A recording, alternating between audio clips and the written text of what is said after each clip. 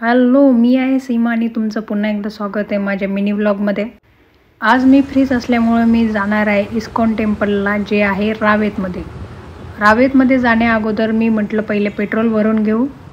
खूप दिवसांनी मी हवाई चेक केली नव्हती, तर आता हवाई चेक करून घेत आहे. त्यानंतर मी निघाले रावेतच्या दिशेने.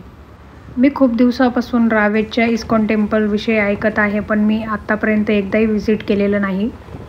माझ्या घरापासून फक्त 7 किलोमीटर आहे रावेतचं इस्कॉन टेम्पल. निगडीकरून जो रावेतला ब्रिज जातो त्या ब्रिजच्या खाली उतरून आता सर्व्हिस रोडने इस्कॉन टेम्पलकडे निघालेले आहे. हा रस्ता थोडासा खराब आहे. हे मंदिर एकदम शांत ठिकाणी आहे, काही गर्दी नाही, काही नाही.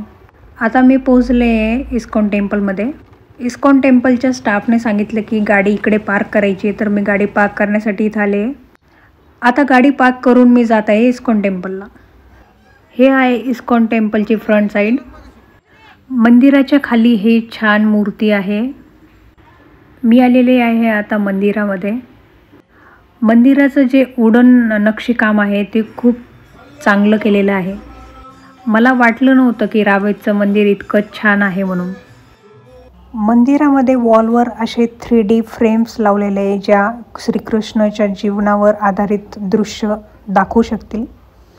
प्रत्येक फ्रेमच्या खाली एक स्कॅनर आहे. तुम्ही ते स्कॅन करून ते तुमच्या मोबाईलमध्ये तुम्हाला दिसेल. मंदिराचे कामाचं जेवढं कौतुक करावं तेवढं कमीच आहे. पर्सनली मला हे मंदिर खूप जास्त आवडलेलं आहे. वुडन वर्क आणि ते खूप आवडलं. मंदिराचं नक्षीकाम बघून माझंही मन भरत नव्हतं आणि डोळेही भरत नव्हते. आणि प्रत्येक मंदिरामध्ये काही ना काही रेस्ट्रिक्शन्स असतात, तुम्ही व्हिडिओ नाही काढू शकत. पण या मंदिरामध्ये असं काही नाही आहे, तुम्ही देवाचे मंदिराचे व्हिडिओ काढू शकता.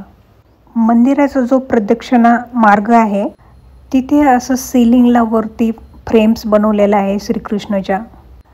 बाहेर तुम्ही तुमचा व्हिडिओ करू शकता, त्यामुळे मी थोडंसं माझा व्हिडिओ बनवला आहे की वाटलं पाहिजे की मीच आले होते या मंदिरामध्ये म्हणून.